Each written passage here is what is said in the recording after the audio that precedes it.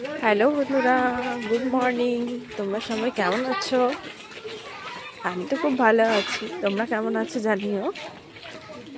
এখন early morning স্কুলে এসেছি। আজ ফ্রাইডে, আজকে পিটি হয়, তাই জন্যে মাঠে নিয়ে যাচ্ছি বাচ্চাদেরকে। সব দেখো, টিচাররা সবাই মিলে নিয়ে যাচ্ছি, ছোট বাচ্চারা সবাই মিলে। দেখো সকালবেলা ভিউজ কেমন। দেখো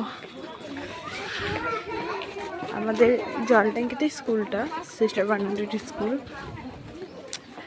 দেখো আশেপাশের বাড়ি, এই বাড়িটা দেখো কত বড়, কত সুন্দর।